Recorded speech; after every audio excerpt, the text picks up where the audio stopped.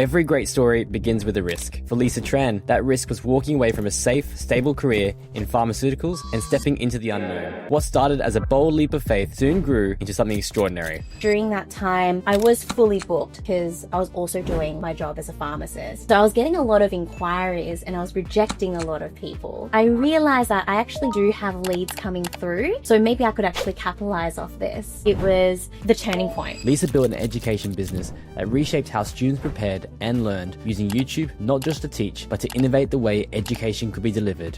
Started creating content back in 2015. YouTube has been a very powerful engine in both of my businesses. It's where I get my... And just when it seemed like she had reached her peak, Lisa took another leap, moving across the world to London, not to escape, but to chase fresh perspective, new motivation, and a life shaped by her own design. I just wanted a little bit more spice in my life in some ways. And my business is all online anyway. I could work from anywhere in the world. Join us as we dive into Lisa's journey on the Midweek Motivation Podcast, where we uncover powerful stories, practical tools, and fresh perspectives to help you grow, lead, and stay motivated. I'm your host, Neale. Let's dive in. When did you first realize the traditional or safe path wasn't for you? I realized that the traditional path wasn't right for me when my boss wouldn't let me take leave.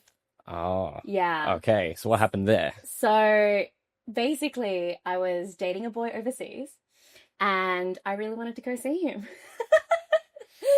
And so I put in my leave request. It got rejected.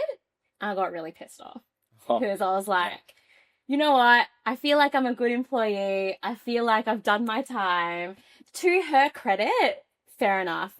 It was during a busy season of the year. So I can understand why she wanted me around. Mm-hmm. But I think there was a part of me that just didn't love the fact that I didn't have control over my time. Mm-hmm. So that was essentially the catalyst for me quitting pharmacy, which is what I did. I was a pharmacist for all but 11 months at that point. Yep. And yeah, I quit and then flew overseas to Wow. this boy. It didn't work out, but it led me to where I am now. Okay. Now, follow-up question to this one. Now, as a manager of your own company, CEO of your own company, would you share that same, I guess, opinion or reflection now? If you're going through a busy period, would you allow your employees to take time off? Oh, that is a juicy question. I think the way that I work is slightly different. So I don't have any employees in my business, but I work with contractors. Okay. And so the way that we work, particularly leading into a busy period, is I'll basically bring us all into a meeting and I'll double check to see, hey, everyone, this is what I'm thinking. This is the strategy. This is the campaign we're thinking of launching. I need to know, like, are you going to be available to push through for this period? And usually it's a yes, because these conversations happen months in advance, which is great. That's something I've learned over time, to give a lot of notice, because then people have got more of that control over their time. And so, yeah, I think to answer your question, it is a no, but it is slightly different in that. You find out ahead of time Exactly. if they need to take leave. Yeah. Yep. Amazing. Well, Lisa Tran, thanks so much for being on the podcast today. Tell me about yourself, especially for the audience who don't know you. Who are you? Hi, I'm Lisa. I was a pharmacist for all but 11 months, and now I have basically built two businesses. The first business was a tutoring company. That's what I moved into full-time after I quit pharmacy, because I had done tutoring all throughout university, realized I really enjoyed it, and realized I was kind of okay at it. And so moved into that full-time. Then it sort of blew up into a business where I then hired a team of over 35 tutors. We looked after hundreds of students. Teachers throughout Australia were using my YouTube videos inside their classrooms. And so I built that for about 8 years, sold the business, and now I'm a business coach. So I specifically help tutors with their businesses now. Fantastic. Yeah, wow, what a journey, and I can't wait to dive into this more. So let's just wind back to your university days. Actually, let's get before that. Did you know beforehand that you were going to go into pharmacy before you went to university?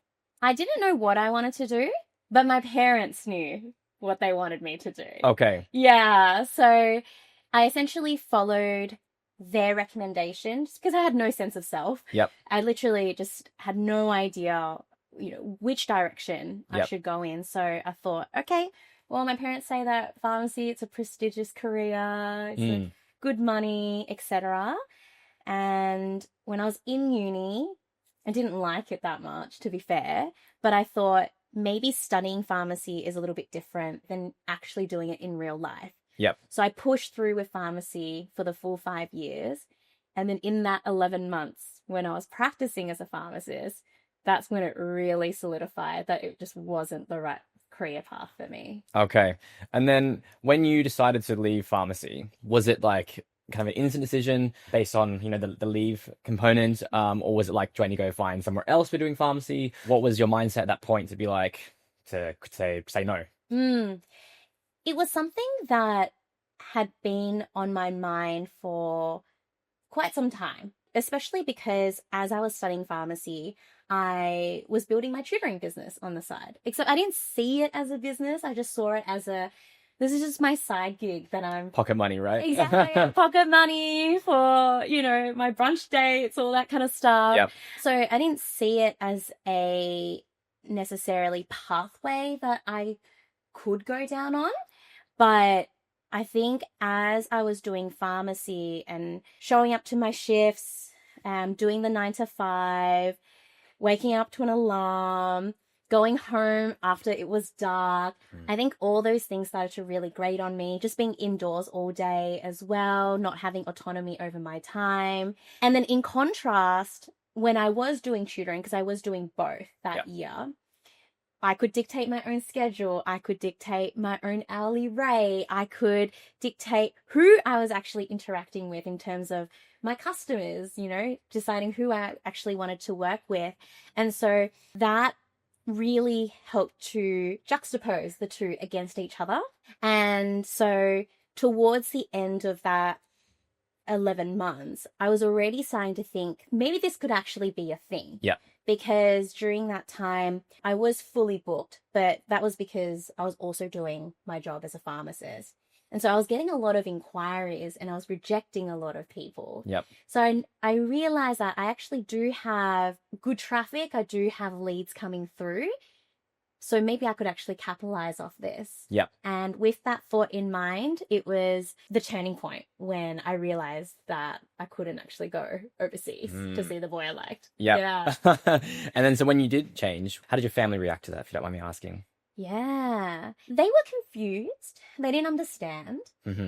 But I think they knew that I was quite headstrong and that I just didn't like pharmacy. So I think they'd also seen, because at this point in time, I was still living at home as well. So when I was doing the tutoring, it'd be students coming to my parents' house. So they saw aspects of the tutoring. And I think that really helped. But it only really converted them, I would say, when about a year in, I hosted a workshop, an in-person workshop. 70 students turned up. I rented out like a lecture hall at a university. And it got filled out. And my mum came along. And then when she could see that, wow, like, holy shit, actually, this is what my daughter's creating. I think that was the turning point for her. That's fantastic. Like 70 people. That's, it's a lot of people in one room if you think about it. But when you compare that to, say, 70 followers on Instagram, you think, oh, it's nothing, right? 100%. And honestly, when I was younger, I was so hard on myself. I'd be like, oh, I've only got 70 people. And I'd be like, okay, I need to keep pushing. Like, why can't I try and get 100 and try to get more? But actually looking back on it now, I'm like, damn, man, like, you're all right. Absolutely. Have you always been competitive, or at least with yourself? I'm very competitive. Yeah. Yeah. Yep. And where did you see that first kind of show up in your life, maybe childhood? So I think I'm competitive because my mum used to put me in singing competitions as a kid. And I won a few of them, actually. Yep. But I think that set the standard for me to need to always win. Okay. Yeah. Anything less than a win is like it's not good enough. Yep. That's where that mentality has come from. But Sure. I had to work quite hard to sort of let that go. Yeah. Because that's, I think, a good follow-up question where have you seen the pros and the cons of your competitiveness in your entrepreneurial days? I think the competitiveness is really great. It's twofold, right? Like, I think that your greatest strengths are also your greatest weaknesses. And so I think there's a fine line in terms of leveraging your strength, but then when it goes too far, then it actually can be quite inhibiting. So I think competitiveness wise, I really like the fact that, you know, when I set goals for myself, I'm quite motivated to try to reach them. Yep. But in the past, I used to see things so black and white, like what I was just saying. Like, if I didn't get first, then everything else was a failure. So now instead what I do is I've implemented this 3-step goal system. It's like good, better, and best. And it's almost like, rather than so black and white of, yes, I hit this goal. Let's just say like $1 million in business. It's just like something that's always on social media, right? It's like you either hit it or you don't. And it's like you hit it, you're amazing, all the things with it, you're so validated, etc. Or you don't and you're a failure. So instead of something like that, now I'm like, okay, maybe like 600 is a good goal, or 600,000.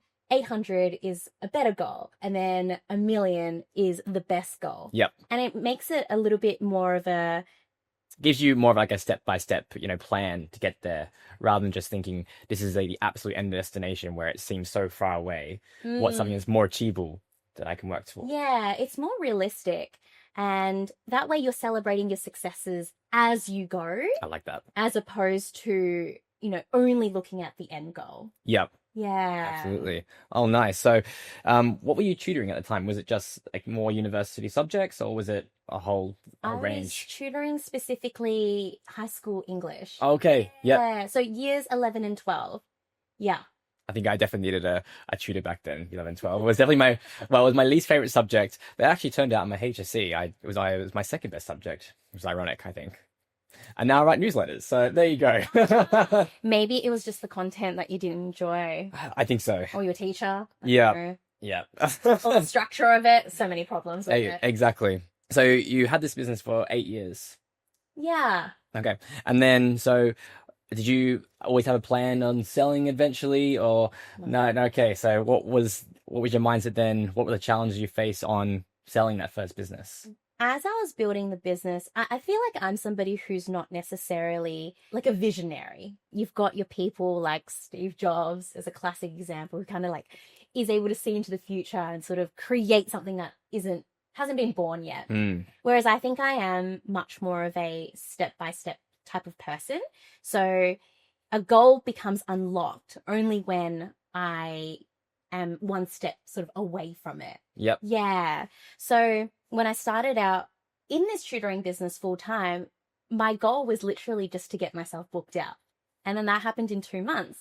Wow. Yeah. Okay. And so then I was like, okay, well, what now? I feel really bad turning people away. So then that's when I started hiring tutors. And then before I knew it, I had this team of tutors working for me. Yep. So it was quite gradual.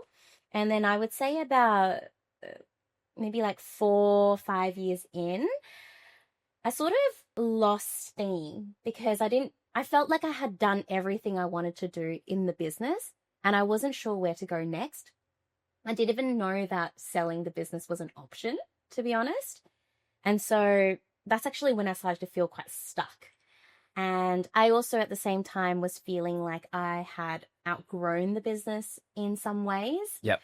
For example, I was no longer tutoring myself. I was the CEO, I was the manager.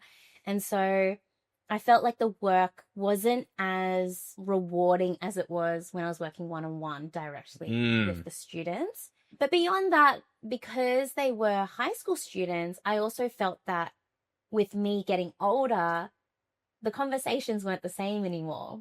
And so...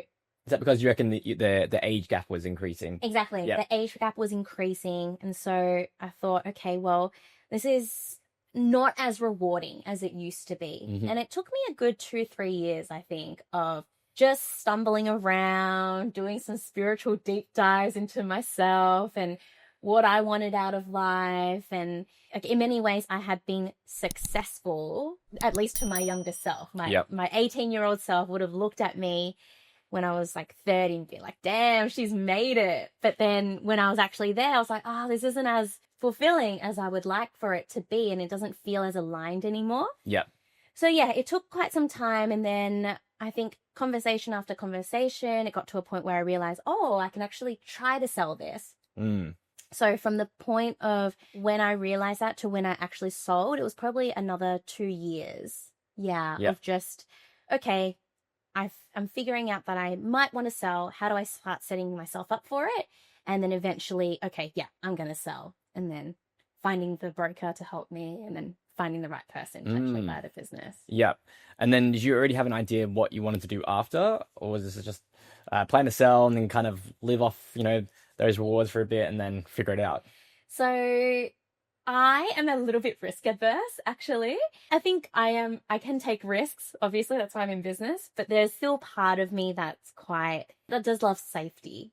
And so I actually started my current business, Tutor Boss, the coaching business, before I sold Lisa Study Guide. Oh, right. Okay. So you're running two businesses. I was running both. Yep. Yeah. So I was trying to build up my coaching just so that I could have some income coming through. Yep. Yeah. And I'm glad I did it. It was hard balancing both, but building the second business, it was immediately rewarding, actually, because I was working now with people who were adults, who were fellow entrepreneurs. So obviously there was like a lot that we could connect on automatically. Yeah. And I went back to my roots of teaching, which I really enjoy. Oh, great. So it's good that you really know like what you are passionate about. Just found another avenue where you can continue living with that passion, but also scale it as well. Yeah. I think it's very common these days where now the next step for entrepreneurs is to, how can I coach someone else, into doing what I was doing? Yeah. And same with PT, like there's only so many hours a day I can coach one-on-one or even group classes, but then at the same time, I'm like, that's a lower ticket option. One-on-one is obviously the high bit, and then you got online coaching, but it's the same thing. You run out of hours during the day, and some busier weeks, it's harder to keep the energy nice and high. Like, coming from a PT background, I can definitely relate to that. Yeah. But then, the next step would be trying to, well, for a lot of coaches, is to coach others. Yeah. So that's really cool that you kind of went on that path in that direction. So how did you find your leadership skills? Was this something that you had natural talent for already, or did you have to learn a lot of mistakes along the way? Man, I was not a good leader. Okay, tell me. I have learnt so much along the way, actually. And I guess it's a good thing now because I think because leadership didn't come so naturally to me, I really had to make all the mistakes and figure out my leadership style, which now makes it easier for me to teach someone because I know how much they're struggling with it. I made all the mistakes, micromanaging, firing people without giving them notice, like all of it. I have done it. Okay. And I think the reason why I didn't really have natural talent for it was I just don't think I've ever really been in those positions before. And also being in pharmacy being in the workforce for only 11 months, like I never had that structure and really saw my own manager leading me. Like it was just too short of a time for me to really glean anything. So what was the question? Just your leadership skills, how's that evolved over time? Yeah. What does it look like today now that you've known the mistakes? What is maybe like one or two things that you've like really focused on now, so that way you can keep your retention of your contractors? Yeah. So I would say my leadership style is I lead with trust. So I'm very much about, okay, I believe in you to make this happen. It's very much about empowerment and giving people autonomy. Yes. Yeah. Because then I think they rise up to the challenge, and it's actually really nice to see it happen. The second thing that I really believe in as well, I think it's just treating your people like actual people. Yeah. Not treating them like a number, not treating them like someone who you're just paying to get something in return. Like, it's not transactional. I think for me, and maybe this is just like part of my personality as well, like I quite like people. And so I think it's a strength of mine to harness that and actually be invested in my team's lives and who they are as people, in their hobbies, and really just follow up with whatever's going on with them. Because I think if you've got a solid relationship, if you've got a solid relationship, the work will follow. Yeah. Yeah. Yeah, definitely. And you want to be treated the same way as if how you would be treated, right? If you were in their shoes. Yeah. Exactly. Yeah. That's how, like, with the outsourcing that I do with both my YouTube videos and the podcasting, it's having that trust in them. Like, no one's gonna create it the exact same way as how you would do it. Yeah. So I had to, when I first started doing that, I was like, okay, I have to let myself be very open-minded, and just like, I'll analyze it, but not be too negative. It's like, hey, what I really like about this, and how can I obviously provide feedback that's constructive. Exactly. In a way. Yeah. And even like, I will overlook tiny things because I just don't think they're worth it. Yeah. So for example, if I'm reviewing like a marketing campaign and there's like spelling mistakes and things like that, old me, the micromanaging me, would have been like, okay, well, now I don't trust you. Like, why didn't you get it right 100%? But it's just not. It's not feasible. Like, no. Sure, we make mistakes too. All the time. Literally all the time. And so, I think I let a lot of things slide so long as the overall is really solid. Yeah. And, we're progressing, we're moving forward. I think that's what matters. Absolutely. I agree with that. Yeah. Hey, just a quick announcement before we return to the podcast. If you're someone who's been feeling a bit stuck lately, maybe you're switching careers, rebuilding your routine, or just trying to get your life together, I get it. That's exactly why I write the Midweek Motivation newsletter, where every week I share real, honest thoughts on training, mindset, and the messy process of figuring life out. Especially for guys like us, we're in our 20s and 30s, just trying to get ahead in our careers, fitness, and performance. It's short and it's personal, and it might just give you the push you need during the middle of the week when it's least motivating. You can subscribe using the link in the show notes below, or go to substack.com and search up Midweek Motivation. All right, let's get back to the podcast. So you mentioned burnout as one of the challenges you face as an entrepreneur. Yeah. Tell me more about that and what strategies do you put in place now to prevent that? I used to feel overwhelmed all the time.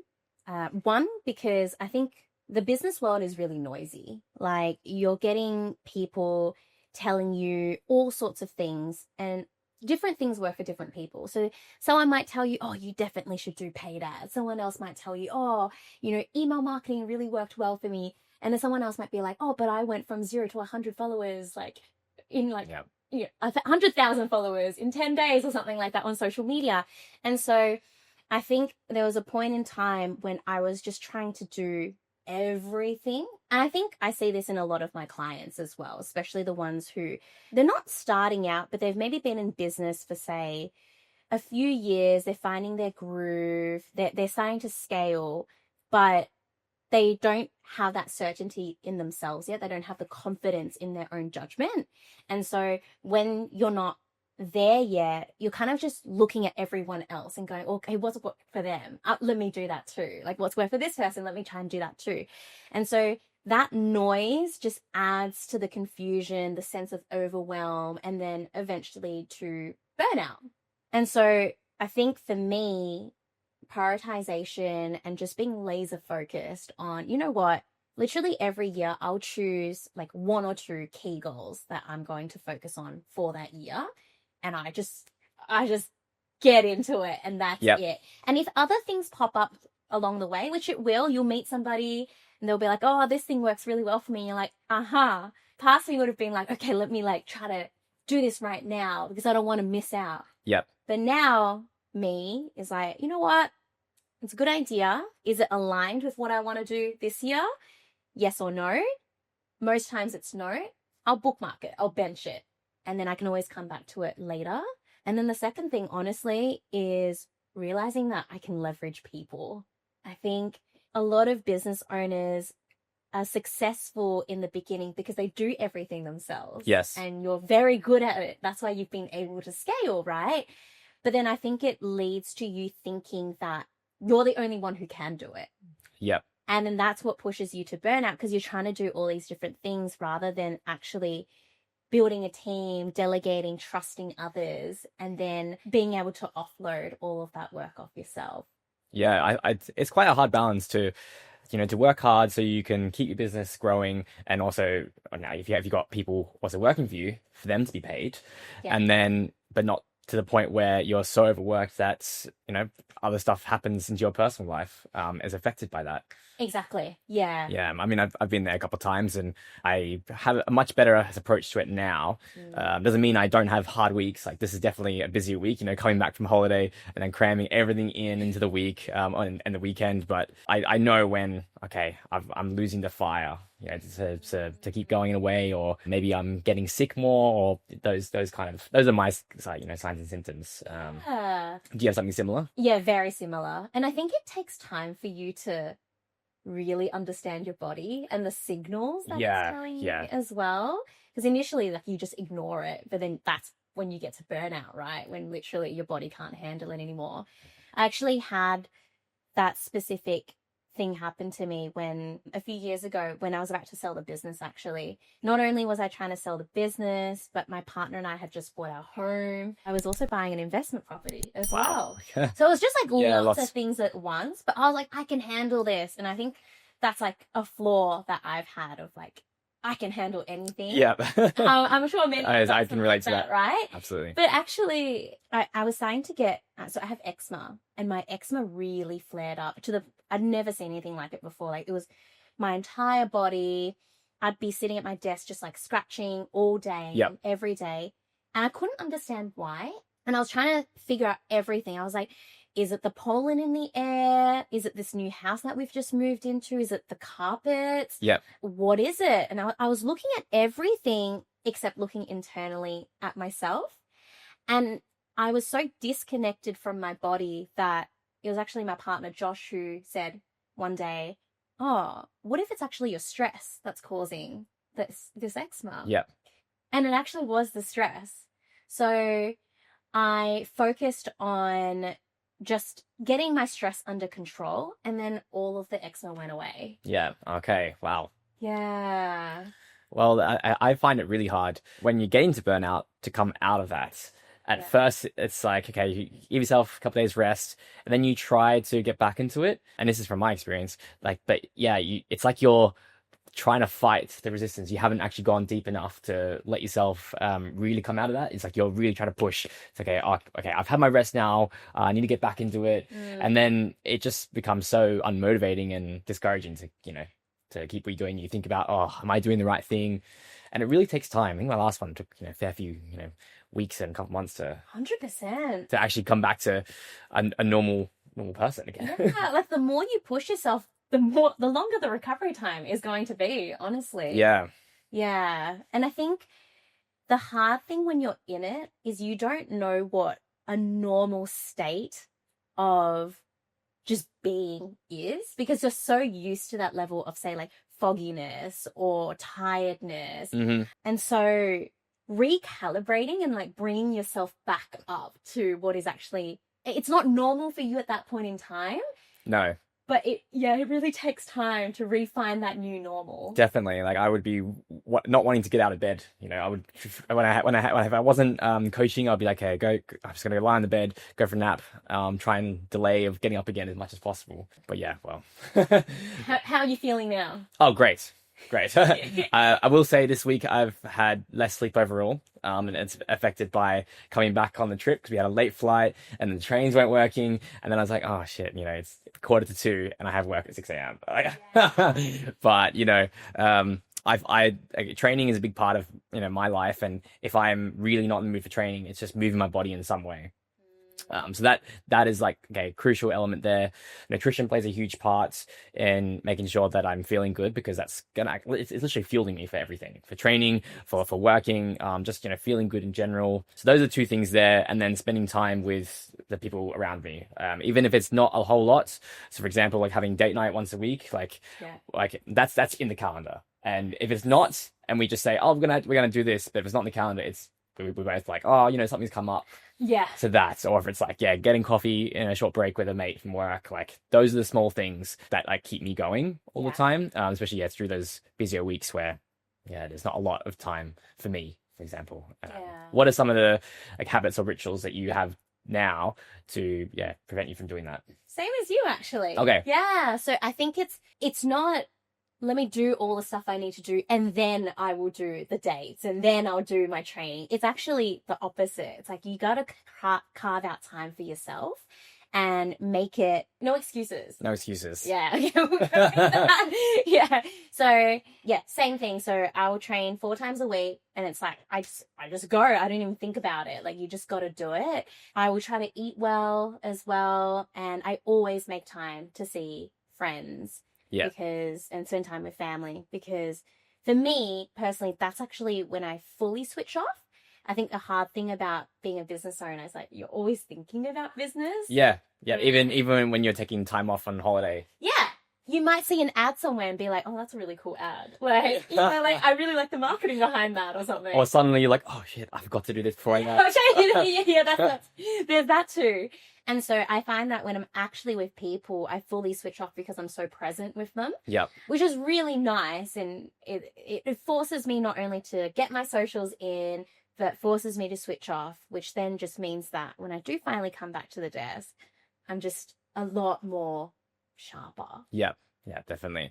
Content though, how do you find, like, what do you do to fit in content around your day? Because for me, it's like literally a full-time job, and I'll go through phases where, okay, I'm doing really well, being consistent. Yeah.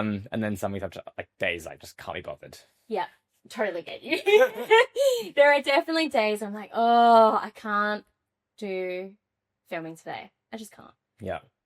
Maybe you're just energetically not up for it that day for whatever reason. Maybe you didn't sleep well or whatever it is. And so in the past, I used to push through. Whereas now, kind of going back to what we were saying about listening to your body, yeah, I do just sort of trust what my body is saying, and I'll postpone content shooting if it's just not the right day for it. Yep.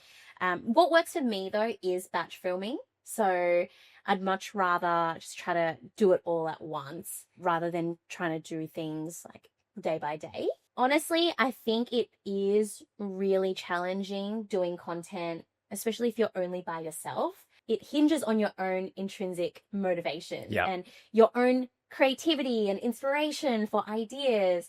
So I think it's cheating in a way, but I have a team that helped me. And so I've got a social media marketer who helps to draft all of my content. She'll write all the captions, the scripts. Oh, nice. Yeah. And so I just need to show up and do the work, which is great. So that's why for anybody who creates content, especially if it's not like, you know, you vlogging or something like that, because my stuff is educational. Yep. Yeah, I've got my team that can support me with it.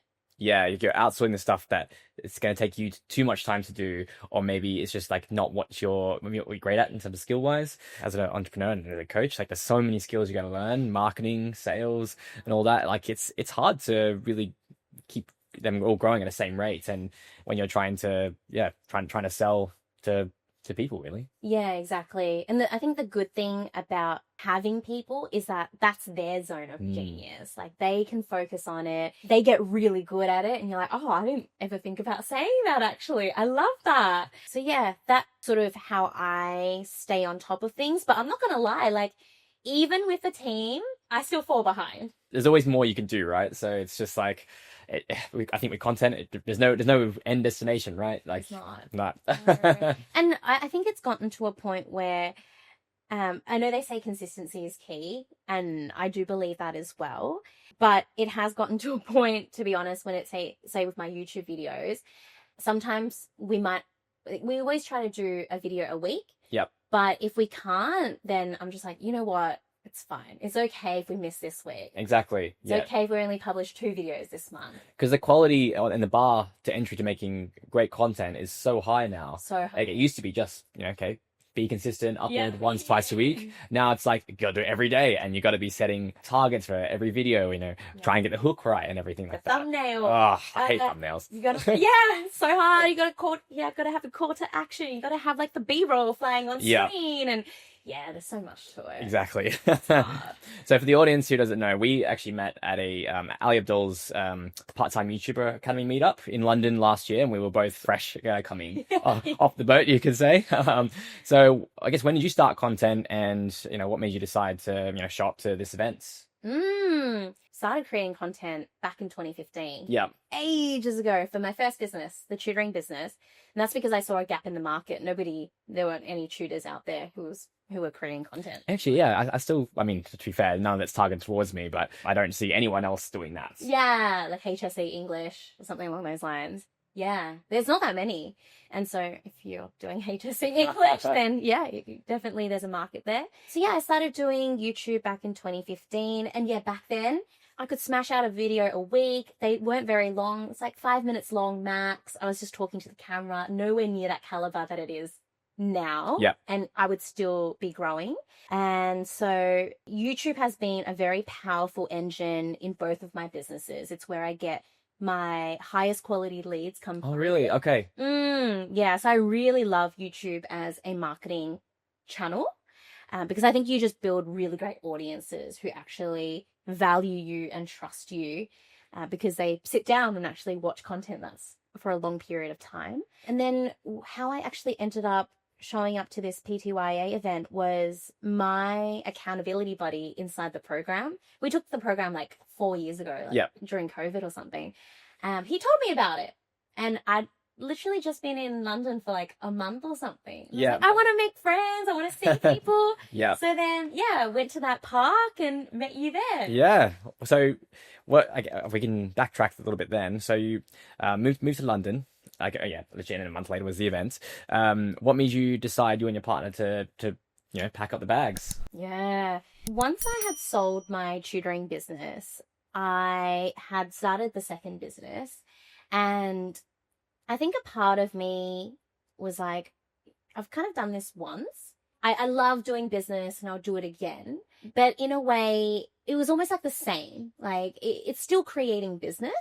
And so I think I just wanted a little bit more spice in my life in some ways. Compound with that is that everybody around us was starting to get settled. So starting to talk about families, starting families. And so my partner and I, we're just not at that stage of life. And so I thought to myself, well, I'm kind of just sitting here watching other people sort of go in different directions in their lives. And I know that's not the direction that I want to go in, but what else should I be doing? And then we had actually traveled to Europe in 2022, I think, or 2023 now. And that's actually when we learnt that Josh, my partner, could actually find work here as a software engineer, which he does. And so I think that was the turning point for us. Just opened the possibility. Yeah, we were like, oh shit. Like, can I swear? Yeah, of course. Yeah, okay. I've done it twice. Yeah, I'm like, oh shit. Like he can actually get a job here and make a living out of being in London. And my business is all online anyway. So I could work from anywhere in the world. That's great. Yeah. And then in a year's time, we moved. Yeah. Fantastic. Yeah. We were, like a year leading up to it. It was just, the way it works with my partner's contract. Yeah. And like got to the point where I was, we're both ready for the next step. We've always grown up in Sydney all our lives. So it was time to go to Europe, and London was the key place that was like, all right, let's just go there. And I mean, from my own experience, I've loved it being a hub for travel and for meeting people. It's just like, yeah. It's so different from Australia, right? It's so busy. There's always something happening. Yep. So many countries that are accessible for you within hours. And cheap as well. Yeah. For the most part. For the most part. Not London, but... Yeah. Yeah. How do you find it, like, compared to Sydney? London and Sydney? Yeah, I love both. And our plan is to move back to Sydney, when we're ready. So, like, a few years' time. But I don't know. I think London, there's so many different cultures living there as well. Like Sydney, we're getting a lot more, like I said, Asia demographic, people from New Zealand. Very occasionally we'll get, people from Europe, but they're just like there on a student visa. Whereas UK, you get people from all parts of UK, Europe, and South Africa. It's just like, I don't know, different work life as well. When I first arrived here, what I saw was that, people worked hard, but like, by 5 p.m. or whenever they're done from work, it's like, that's it. We'll go for a few beers. It's not what I do, but that's why it's like, okay, people have a balance in a way. Yeah. And there's always something to do, which I really liked. Any time of year, any day of the week, there's yeah, something you can do. Whereas, yeah, definitely in Sydney, it's a little bit different. But I mean, I've heard Melbourne is better for culture. I've only been there a couple of times briefly. So Yeah. you're from Melbourne, right? Yeah, Yeah. yeah. Come on down. Melbourne's Yeah. Yeah. I don't know if I can move there though. Oh, really? I don't know. I just never know. Yeah. Give it a fair. try, maybe. It's more chill than Sydney. You've probably already heard that before. I think so. I'm Yeah. not sure. I think we just have a bit more of a laid back culture. Yep. Okay. Yeah. But anyways, I'm biased. Yeah. Yeah. So what were the challenges you faced then when you moved here and trying to settle? A lot of challenges. Yeah. More than I expected, actually. Yeah, same. Whew. But hey, character building stuff, right? That's right. Yeah. Exactly. Yeah. So it's like when it rains, it pours. A few things happened that made it quite challenging. The thing is, even though they were super challenging, I think they've actually set me up for much greater success now, which I'm really grateful for. But going through all of that, it was really hard at the time. The first thing was I decided at that point in time that I would actually scale my team because it was exciting. I was growing my business. So I wanted to grow my team as a result. And so I had budgeted it that I was going to have all these outgoing expenses, but I just didn't realize it took longer for me to actually start recouping those expenses. So there were multiple months after moving to London when my business was actually in the negatives, which I had never experienced before. Okay. Back in Australia. And on top of that, you've just moved to a new country that's basically double the price of everything else that you're used to back at home. Yep. I paid, I don't know if you needed to, but I paid 6 months of rent up front. Oh, no. But most places did require that. Yeah. This place has been good. Yeah. So that's a lot of money that's going out at one time. You're also just settling into a new place. You're buying furniture. You're like buying lots of new things. It was just a lot of money going out. And on top of that, we had our property back at home, our house. And so we thought we would rent it out so that we could at least cover some of the mortgage with us moving to London. But even that in itself had its own issues of our rental agent not doing his work. We don't need to go into details, but he was not it. And so our place was vacant for months on end. Oh, and dear. so I was also covering the mortgage on our house and not getting any subsidies back from that. And then on top of that, the investment property that I talked about, that also had its own issues where basically it might have gotten turned into a drug house. And oh, gosh. yeah, we had basically like another $20,000 go out just trying to repair that house. Yep. So it was just a lot of money going out. And having said that, like I recognize that I'm still in a very privileged position, like the fact that I even have these properties to begin with, that I've got this business that I can grow. But I think for me at that point in time, I'd just never been put under that type of pressure before. Yeah. And it really pushed me to up level how I looked after myself during that period of stress. Yeah. So it probably took a good 9 months before things really settled down. But a year later, now here we are. Exactly. Living our best lives. Living our best lives. Yeah. Closing out this podcast soon. What is coming up in your life at the moment that you're keen to share? This could be in business, it could be personal, kind of anything. Ooh, what am I keen to share? I think what I've been really enjoying recently is just like growing as a person, but also in business. I feel like business really pushes you to grow as a person, actually. Yep. And so I feel like I'm in a new area of business now where I'm continuing to scale my team. And circling back to what we said earlier about leadership, it's really forcing me again to up-level my own skills as a leader and then to pass on all of those learnings to my clients who are building their own businesses as well. And I just feel like I'm really grateful and I'm in this very sweet spot of enjoying my work and seeing how the things that I'm learning from it actually apply to my life as well. Like they come in hand quite synergistically. Yes. So that's what's keeping me really excited at the moment. You know, it's that personal development side of things. Although these days I don't read personal development books anymore. Like, I'm not as into it, but I feel like I'm just making micro changes in my life over time that seem to be working for me. So I have the Whoop. Oh, no, I don't have that. Just a Garmin. You have Garmin? Yeah, yeah. So like things like the Whoop telling me my biological age. Yep. Oh no, my predicted health age. Yep. That's really interesting because now it's kind of making me go, oh, I feel like I should work on my cardio.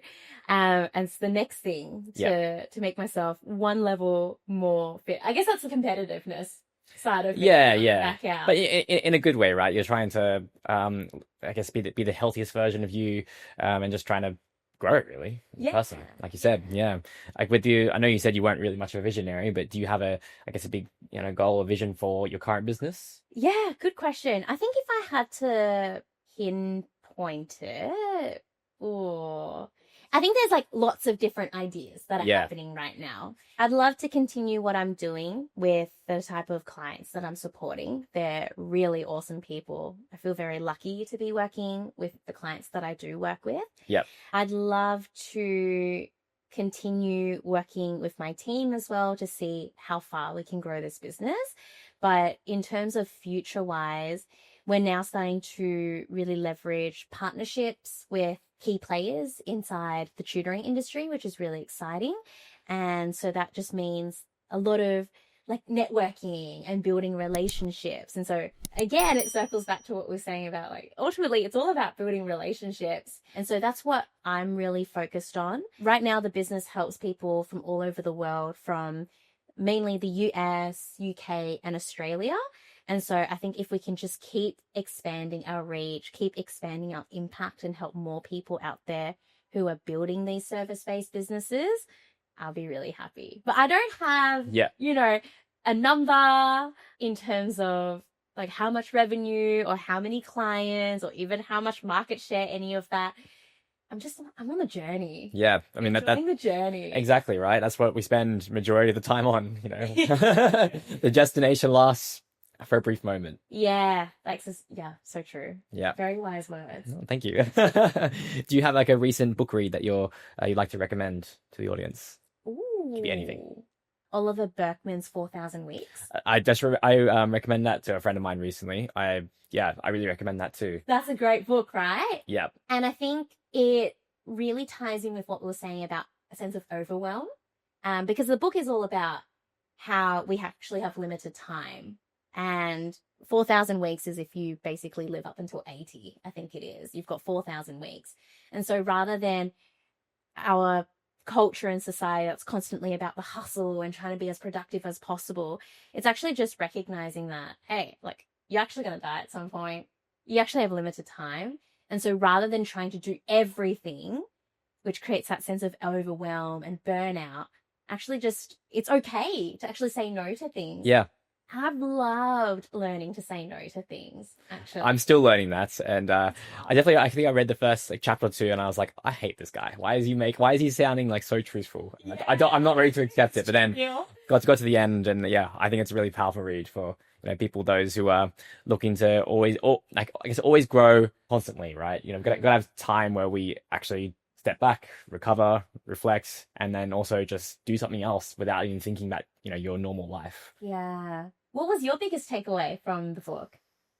Being told that you can't do everything in this lifetime. And I think that makes everything more meaningful then, because you have to really prioritize what's actually important to you. Yeah. Like, you have all these ideas, maybe not all of them actually are effective. And like, that's what you test, especially in business, but like, you only have 24 hours a day, the same as everyone else. And just, I guess if it's not like really a hell yes, then maybe it's not worth actually going. I think I really like that. If it's not a hell yes, then it's a no. And actually practicing that is so much harder. Yeah.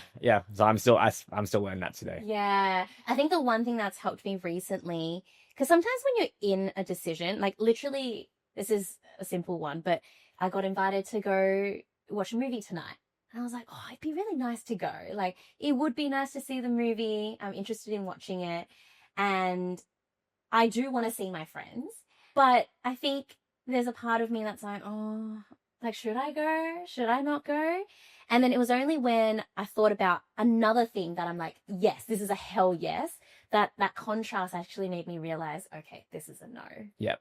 Yeah. So saying no is hard, but I feel like it's a skill that we just need to like keep. It's a muscle that we need to keep flexing. Definitely. Yeah. I started in complete opposite where I didn't really know what I was going to do in life. Didn't really have much of a purpose or vision or anything like that. So to really figure out what I wanted to do, I said yes to everything. So I can figure out what's actually what I like doing and why I spend my time. So now I need to step away from that. It's the yes to a no. Yeah. Actually, that's a fair way of looking at it too. So and when you said yes to everything, did you feel like it was too much at any point in time? Only got to a point where it was beyond my schedule to control or Yeah. maintain. Yeah. Okay. But yeah, being able to say no just means that you can start being laser focused on Yep. what it is that actually is meaningful to you. Yeah, that's it. Well, Lisa, thanks so much for being on the podcast today. Where can people find you? Yeah, so I am on Instagram. I'm Lisa Tran. That's IMLISATRAN. I'm also on YouTube as Lisa Tran. And you can also find me at tutorboss.co, which is my coaching business. Brilliant. Well, it'll all be in the description below, all the links and show notes. Thanks so much again for coming on. It's been an absolute pleasure for you to join us today. Yeah, thanks for having me and for asking the deep questions. Oh, well, I try. Awesome. Thank you so much for listening to the Midweek Motivation Podcast. If you really like this episode, go ahead and leave a 5-star rating on Spotify or click that like button if you're watching this on YouTube. Don't forget, if you're interested in checking out the 0 to 1 merchandise, you can use the code CAM15 to get 15% off your order, and you'll be joining a community with people who are taking their first step in whatever venture they're in. Thank you so much for watching, and we'll see you in the next episode.